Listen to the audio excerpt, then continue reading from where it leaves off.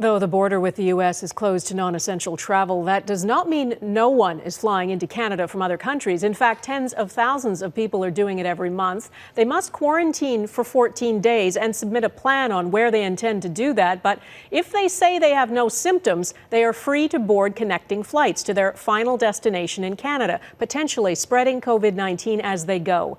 They don't need to quarantine at the first point of entry. And as Abigail Beeman explains, a lot of people think that needs to change.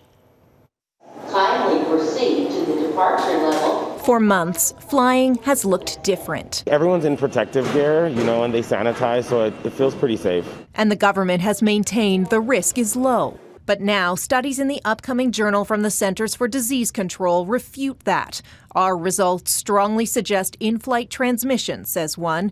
Another provides evidence of asymptomatic transmission of COVID-19 on an airplane.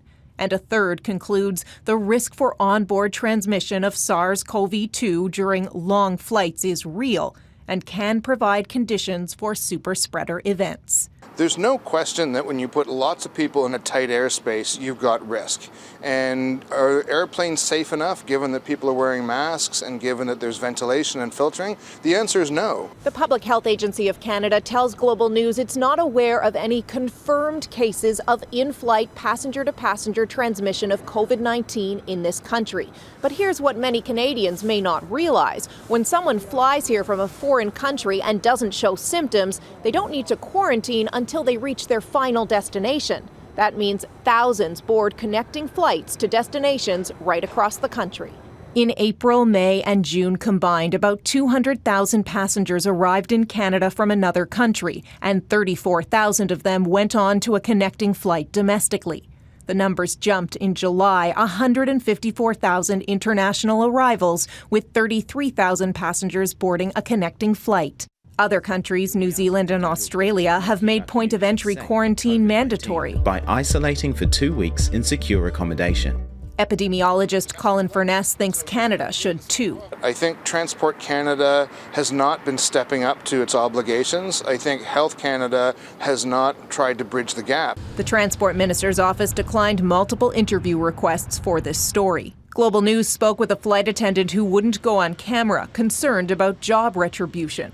The flight attendant told us they were exposed to COVID-19 on the job more than once from infected travelers and had to stay off the job with pay, self-monitoring or self-isolating each time.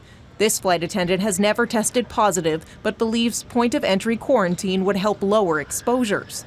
Concerned, people may conceal symptoms to get home and contaminate airport staff, crew, and passengers in the process. As someone in our flight was sitting next to that person and then they happened to take off their mask and drink water, then we're all exposed. I mean, it doesn't feel good, but there's not much I can do about it. I don't think that they should. Kathy Gillis flew to Toronto for cancer treatment and believes in point-of-entry quarantine, concerned about those who may be sitting near her on her trip home to Northern Ontario. I wouldn't come if I didn't have to. The government does have a website tracking potential exposures on flights within the past 14 days. On Friday, there were 34 international flights on the list and 48 domestic. Abigail Beeman, Global News, Ottawa.